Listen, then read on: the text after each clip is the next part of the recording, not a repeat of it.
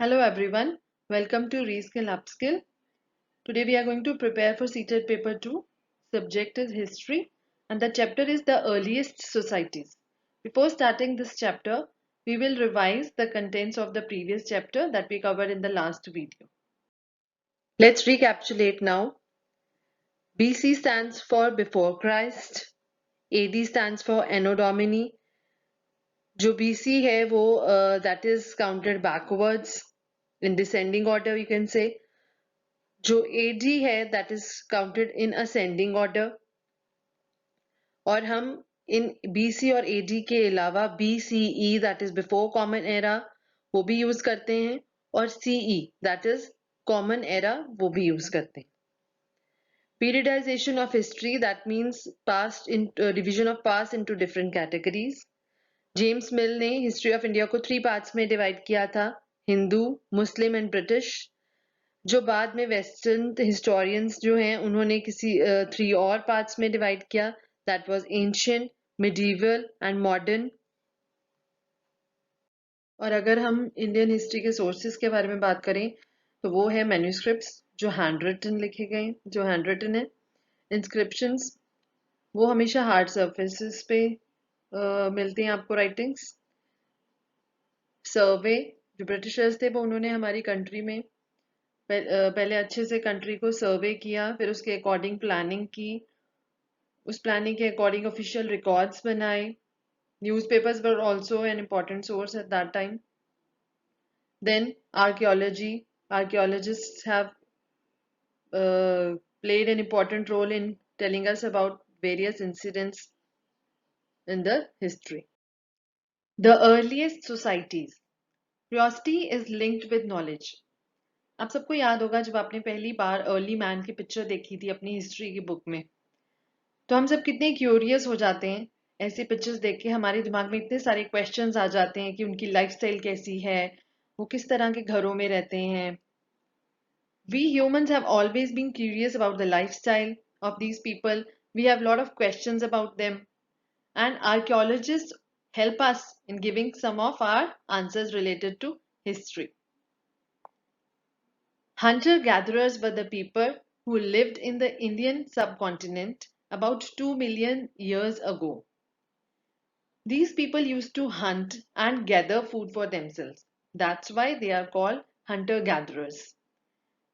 हमें धीरे धीरे ये समझ में आने लगा कि जिस तरह से हमें खाना इजीली मिल जाता है, अर्ली मैन की लाइफ जो है वो इतनी इजी नहीं थी. जो पहले लोग थे, जो पहले सिविलाइजेशंस थी, उनकी लाइफ इतनी इजी नहीं थी. उनको खुद हंट करके अपना फूड जो है वो इकट्ठा करना पड़ता था, तभी हम उनको हंटर गैदरर्स भी कहते हैं. Prehistoric people never used to stay at one place. They used to move from one place to another. इसके पीछे क्या कारण है आइए देख लेते हैं. Exhaustion of available food. कई बार जहाँ पे वो ज्यादा देर के लिए रह लेते थे तो वो सारा ही जो फूड है वो धीरे धीरे खत्म होने लग जाता था. इस वजह से भी उनको एक जगह से दूसरी जगह पे जाना पड़ता था. Need of water.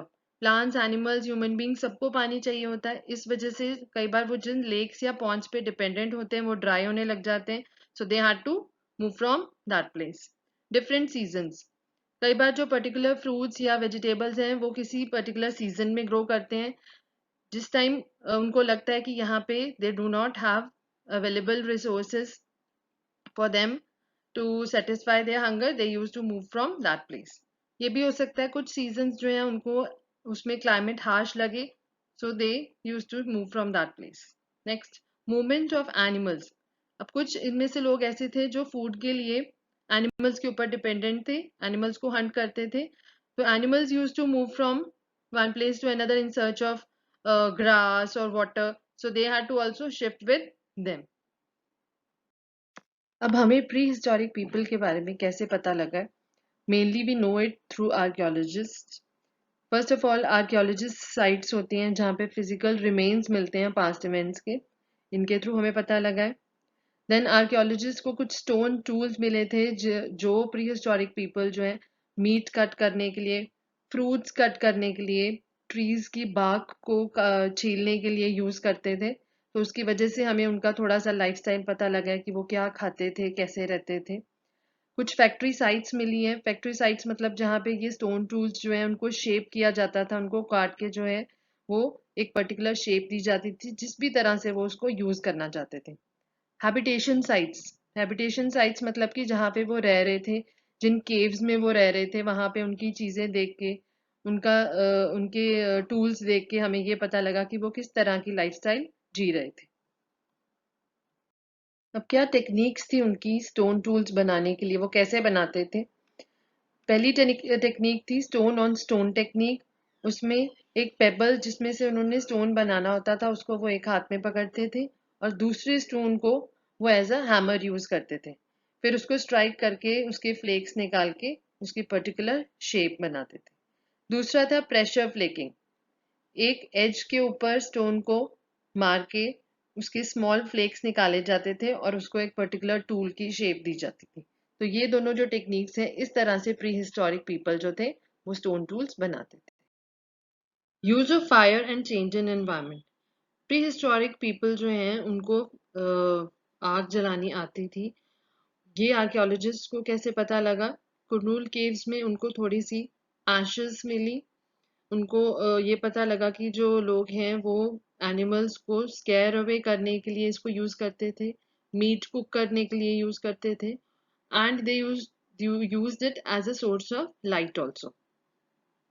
Around 12,000 years ago, there was a major shift in the climate of the world, जिसकी वजह से naturally बहुत सारे grains जो हैं वो grow करने लगे, जैसे wheat, rice, और इसकी वजह से धीरे धीरे herbivores animals की जो नंबर है वो इंक्रीज करने लगा। तो ये दो मेजर चेंजेस आए थे उनके एनवायरनमेंट में। आर्ट जो था वो प्री हिस्टोरिक पीपल की लाइफस्टाइल का एक इम्पॉर्टेंट पार्ट रह चुका है। आर्कियोलॉजिस्ट को बहुत सारी रॉक पेंटिंग्स मिली हैं वॉल्स के ऊपर बनी हुई, सर्दर्न उत्तर प्रदेश में, मध्य प्रदेश के एरिया में। ये पेंटिंग्स जो हैं वाइल्ड एनिमल्स की पिक्चर्स दिखाती हैं। कुछ जो साइट्स हैं वो उनको फ्रांस में भी मिली। कुछ पेंटिंग्स जो हैं उसमें एनिमल्स थे, जैसे बाइजन, उसकी पिक्चर मिली, वुली राइनोसेरस की picture milli.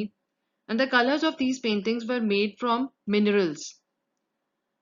These paintings were also made according to the particular occasion. किसी चीज को सेलिब्रेट करने के लिए, कोई सेरेमनी को, कोई ओकेजन को सेलिब्रेट करने के लिए भी कुछ पेंटिंग्स उसके अकॉर्डिंग भी आर्कियोलॉजिस्ट को मिली। Now let's recapitulate whatever we have covered today. Prehistoric people were also known as hunter-gatherers, as they had to move from one place to another in search of food. They had to hunt and then gather the food.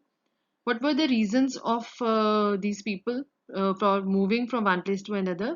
Exhaustion of available food, different seasons, movement of animals, need of water. Now, how do we come to know about these people, about the lifestyle of these people?